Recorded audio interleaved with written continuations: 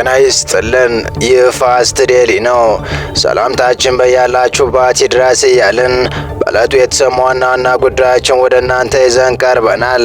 ቻናላችንን ሰብስክራይብ፣ ፕሮግራማችን ላይክ እና ሼር እንድታደርጉ እየጋበዝን የዕለቱን አበይት ዜናዎችን አስቀድመን እንጀምራለን። ከህወሓት ጋር ጽምዶ የሚል ለጦርነት ዓላማ የተመሰረተ ጥምረት የፈጠሩት የሻዕቢያው መሪ ኢሳያስ አፈወርቂ ጥምረቱ የታሰበለት ግብ እየመታ እንዳልሆነና ጽምዶም አደጋ ላይ መሆኑን ገልጸዋል። ኢትዮጵያን ለማተራመስ የማይቦዝኑት ፕሬዝዳንቱ ከሰሞኑ በብሔራዊ ቴሌቪዥናቸው ቀርበው በሰጡት ቃለ ምልልስ የኢትዮጵያን መንግስት መውቀስ ያሳለፈ ሲሆን ስለ ራሳቸው ሀገርና መንግስት ያወሩበት ሁኔታ እምብዛም ሆኖ ነበር እየታየው። ታዲያ ፕሬዝዳንቱ በብዙ ተስፋ አድርገውበት የነበረው ጽምዶ በአንዳንድ አካላት ምክንያት ውጤት እያስገኘ እንዳልሆነ ነው የገለጹት። ፕሬዝዳንት አንዳንድ አካላት በማለት የገለጿቸው እነማን ናቸው የሚለውና ተቀናቃዮቹ ቻይናና አሜሪካ ወደ ኢትዮጵያ ትኩረት ማድረጋቸውና እሱን ተከትሎም የቻይና ውጭ ጉዳይ ሚኒስትር የአዲስ አበባ ጉብኝታቸውን ጨርሰው በተመለሱበት ማግስት አሜሪካም ወደ አዲስ አበባ ሚኒስትሯን ለመላክ ስለመዘጋጀቷ የተሰማውን ወደ እናንተ ለማድረስ ተገኝተናል።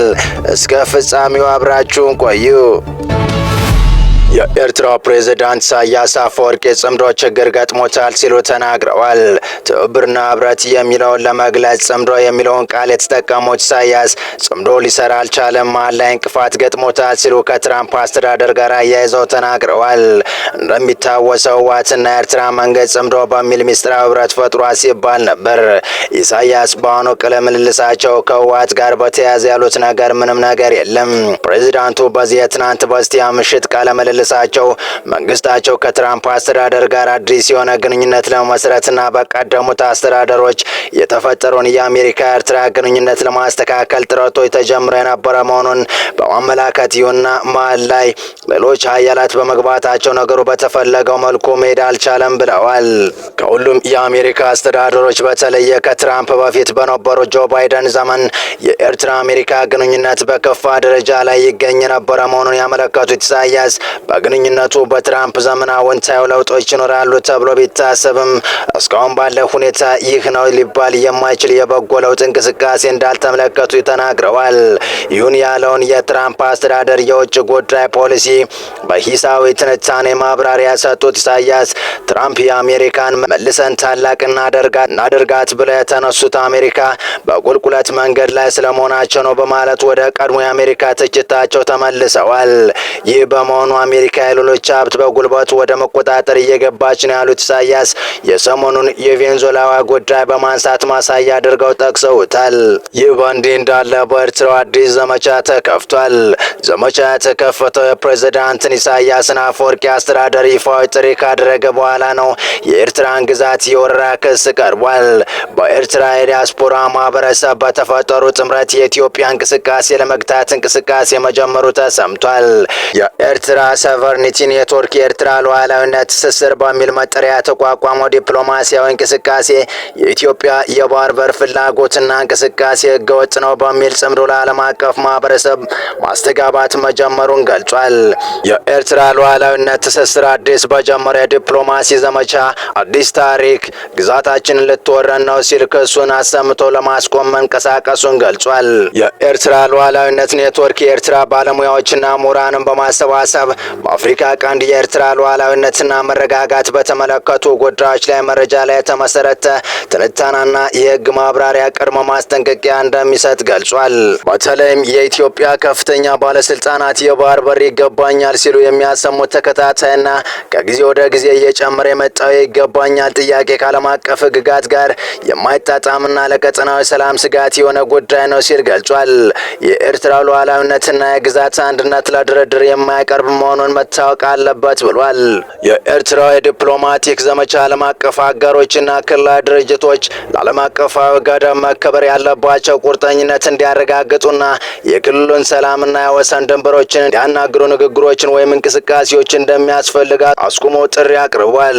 የዲያስፖራ ክንፍ የሆነው የኤርትራ ሉዓላዊነት ኔትወርክ እንቅስቃሴ መጀመሩን የገለጸው በዚህ ሳምንት መጀመሪያ ነው። ይህ ከሳምንት በፊት የኤርትራ ፕሬዝዳንት ኢሳያስ አፈወርቂ አስተዳደር ለዲያ ለዲያስፖራው ይፋ ጥሪ ካቀረበ በኋላ ነው። በጣሊያንና በስካንዲቪያን ሀገራት የኤርትራ አምባሳደር እንዲሁም በአውሮፓ ኤርትራም ኤምባሲዎች አስተባባሪ አቶ ፍስሐ ጴጥሮስ በውጭ የሚኖሩ ኤርትራውያን በ26 በሀገራዊ ጉዳዮች ላይ ያላቸውን ተሳትፎ እንዲያጠናክሩ ጥሪ አቅርበዋል። በቀጣይ መረጃ የቻይናው የውጭ ጉዳይ ሚኒስትር ዋንግ ዩ አዲስ አበባ ደርሰው በተመለሱ በቀናት ልዩነት ትራምፕ መልእክታቸውን ወደ አዲስ አበባ ለመላክ እየተዘጋጁ ነው። በቅርቡ ወደ አዲስ አበባ ጉዞ ያደርጋሉ ተብለው የሚጠበቁት የአሜሪካ ምክትል የውጭ ጉዳይ ሚኒስትር ክሪስተን ላንድ ናቸው። የመረጃው ምንጭ አፍሪካ ኢንተለጀንስ እንዳስነበበው ከሆነ የፕሬዝዳንት ትራምፕ አስተዳደር መልእክትን የያዙት ምክትል የውጭ ጉዳይ ሚኒስትሩ በኢትዮጵያ በኬንያና ጅቡቲ ቆይታ ያደርጋሉ።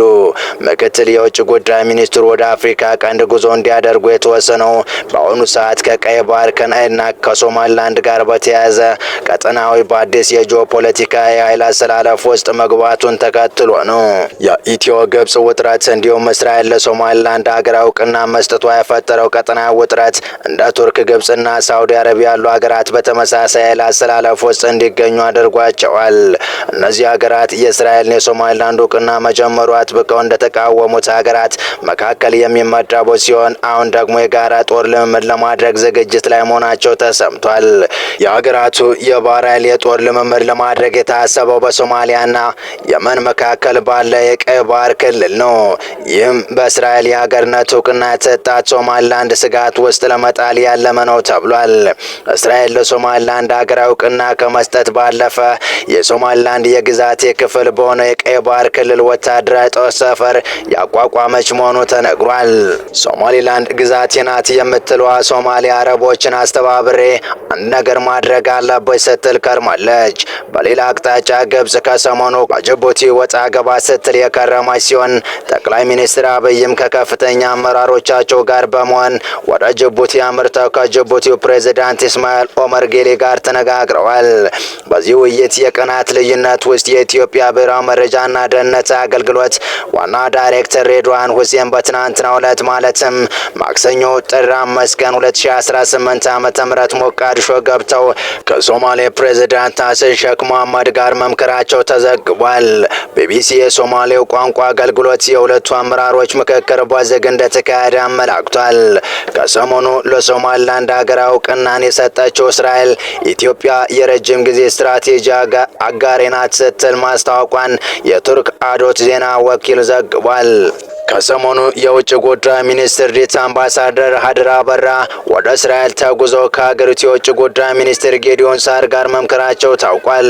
የአሜሪካው ምክትል የውጭ ጉዳይ ሚኒስትር ክሪስተን ላንድ ወደ 4 ኪሎ የሚያመሩት የአፍሪካ ቀንድ አሁን ባለው የተጠላለፈ ጂኦፖለቲካ ሂደት ውስጥ በሚገኝበት ወቅት ነው። በሌላ አቅጣጫ ሶማሊላንድን የሀገርነት እውቅናን ማግኘት ግዛቴ ናት ከምትላት ሳይሆን አስተሳሰብ የምትመለከተው ቻይና የአፍሪካን ቀንድ የፖለቲካ ግለት ተከትሎ ከሰሞኑ የውጭ ጉዳይ ሚኒስትሯን ዋንግ ዩን አዲስ አበባ ልካለች።